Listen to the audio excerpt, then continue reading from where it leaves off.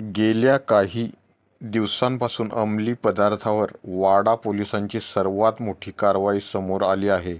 राज्यात प्रतिबंध असलेल्या गुटख्यासह अंमली पदार्थांचा दिवसेंदिवस माफियांचा उच्छाद मांडला होता. त्यामुळे आता पालघर पोलीस दल ॲक्शन मोडमध्ये आहे. वाडा पोलिसांनी देखील आता आपली कंबर कसली असून ठिकठिकाणी छापेमारी मोठ्या प्रमाणात सुरू केली आहे.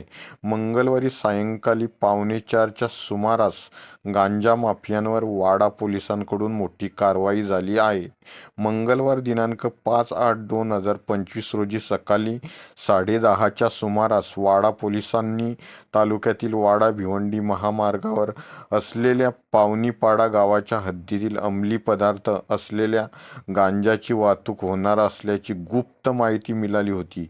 त्यानुसार पोलीस अधीक्षक यतीश देशमुख, अप्पर पोलीस अधीक्षक विनायक नरले, उपविभागीय पोलीस अधिकारी समीर मेहर तसेच वाडा पोलीस निरीक्षक दत्तात्रय केंद्रे यांच्या मार्गदर्शनाखाली सहाय्यक पोलीस निरीक्षक भगवंत चौधरी, पोलीस उपनिरीक्षक सागर मालकर, सहाय्यक फौजदार गुरुनाथ गोतारणे, पोलीस हवालदार विजय मडवी, केशव गायकवाड, पोलीस अंमलदार गजानन जाधव, संतोष वाघचौरे, संजीव सुरवसे, सचिन भोये, भूषण खेलारे, कमलाकर पाटील यांनी तात्काळ मिळालेल्या लोकेशनवर 3:40च्या सुमारास पोहोचून घटनास्थळी छापा टाकून कारवाई केली. यात NDPS 1985 कलम 50 अन्वये दोन्ही इसमांची चौकशी केली असता व झडती घेतली असता त्यांच्याकडून 4 किलो 100 ग्रॅम गांजा मिळून आला. सदर आरोपीचे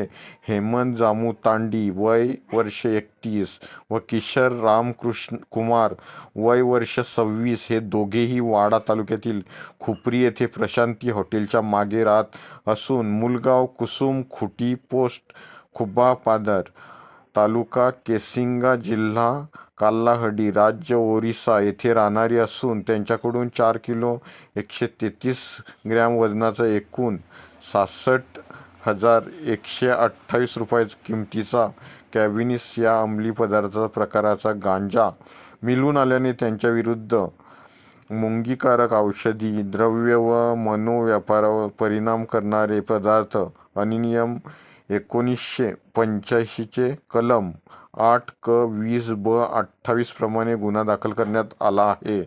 सध्या या दोन्ही आरोपींना वाडा पोलिसांनी अटक केली असून पुढील कारवाई सुरू आहे. या कारवाईमुळे वाडा पोलिसांचं सर्वच